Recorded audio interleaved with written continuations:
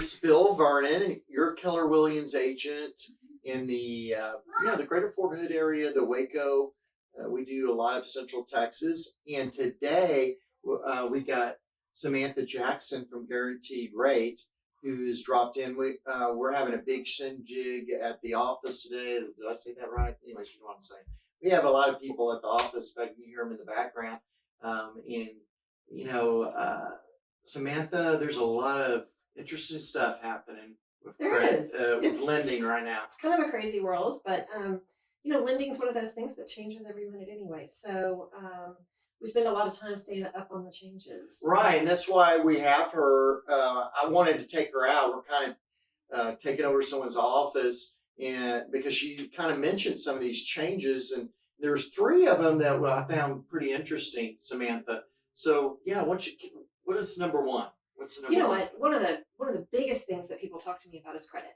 Mm-hmm. That's like our first hurdle to pre-qualifying somebody. Right. Is making sure that we've got credit where it needs to be. Mm-hmm. And over the years, the credit bureaus and the government have been trying to reform the credit reporting models and how things are based so that it can be an accurate representation of somebody's ability to repay their mortgage. Mm-hmm. Because that's really what it is. The credit report is a risk assessment tool.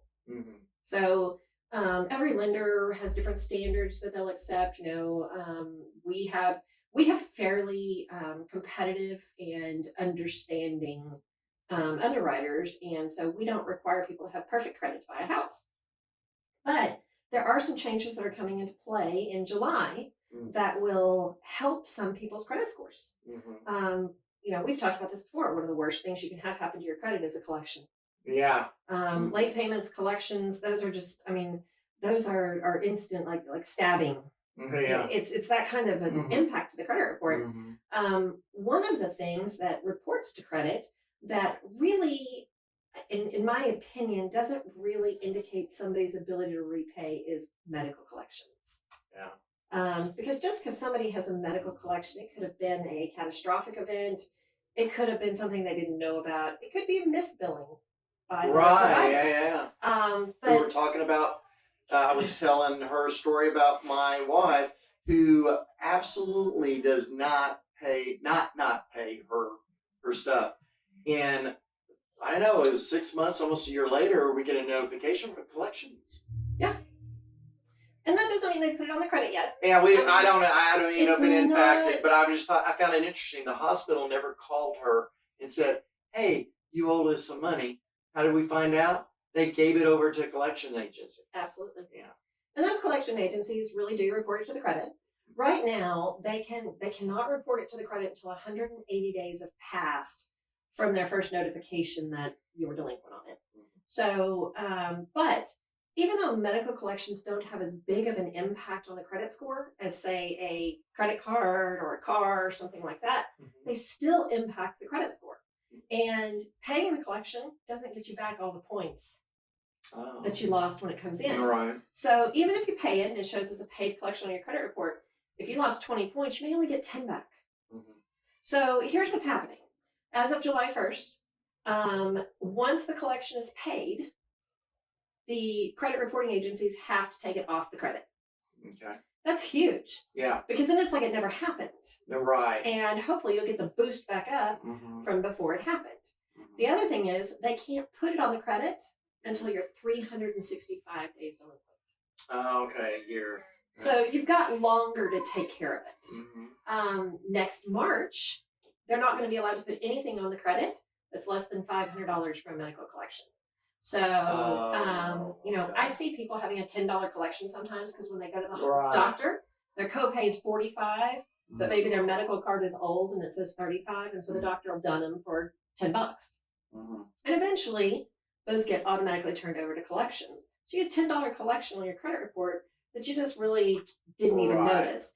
So the good news is that anything under $500 won't report to the credit at all. Secondarily, they have to wait a year before they report it. And third, once it's paid off, it gets taken off their credit completely. Oh, cool. So medical collections are not, in my opinion, a good barometer to judge. No. No. somebody's ability to repay. Yeah, because we've seen people that have a motorcycle accident Hmm. and they didn't have it. I've seen these people with no insurance. It wasn't because they didn't want and weren't paying off the $35,000 they now owe Hmm. to put themselves back together. So yeah, I love that. That it's just is going to really, it's phenomenal that they decided to do I think it's going to open up some doors for people. So, for you out there watching, if you had tried to pre-qualify and your credit's full of collections from medical, then let's talk about it and let's talk about how we can solve that. And let's talk about when it would be a good time for you to purchase a home. I love what she just said. When you come to me as a real estate agent, the first thing I'm going to say is, did you talk to Samantha Jackson? And when do I need to talk to Samantha Jackson? It's the minute you say to yourself, I'm thinking, not I'm going to buy a house. Let's go look at a house. It's I'm kind of thinking I want to buy a house. That's when we need to go. You don't come, well, you do need to call me. Um, but the person we really want to get you in front of is her so we can have these conversations about how much payment. I think you were talking, I want to be careful here. She was talking to somebody else. You were saying somebody didn't want to pay property taxes, but we're not going to go in that little story other than to say that's part of your payment. People might not realize that, oh, I have to pay insurance and property, not just my payments. Absolutely. And we can get in front of her. She's going to be able to explain all this stuff, maybe help you fix your credit if it needs to be. Um, and this is where she earns her her money for you. In other words, she works hard for you. Is that she sits down and really gets you a plan. We will. And that, you were saying, if you're thinking about it, the best time to start your pre-qualification is the 3 to 6 month window before you plan to buy. Right. In 3 to 6 months, if we need to get you a few points so that you can get a better interest rate or qualify for a different program, that gives us the best amount of time to make that happen, to put you where you want to be. We're not just about Bill wants to sell you a house, I promise, but he's not just about selling a house. We want to build that strategy to help you achieve your goals. Yeah, be successful in this endeavor. And she's just a valuable source for you to be in the best position to buy a house.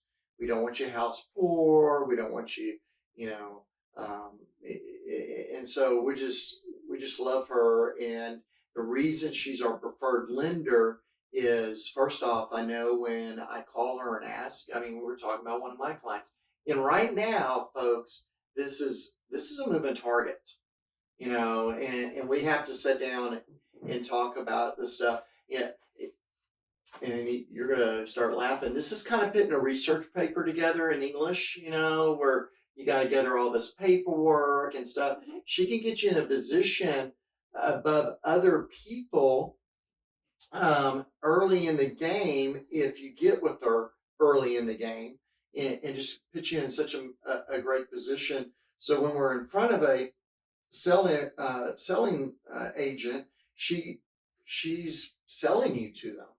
And Absolutely. yeah, so that you could get in a house a lot better and a lot easier.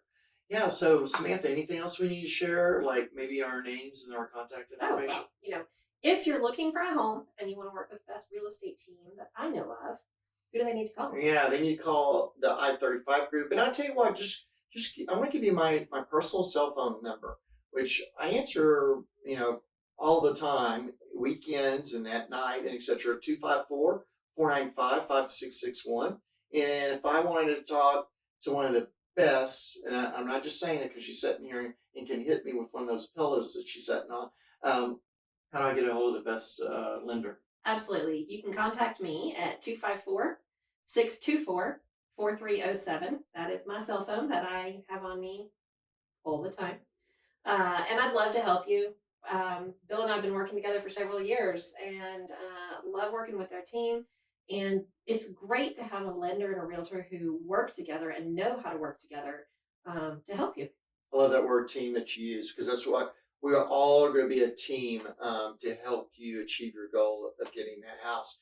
Don't forget to subscribe. I'm just learning English. Subscribe down there. Don't forget to like this video. If you have questions or comments, please do that. And don't forget to that little bell so you get more information, up to date information about lending and about real estate from this YouTube channel. We'll be talking to you soon. Bye now. Thanks for letting us come in. Appreciate it. Thanks.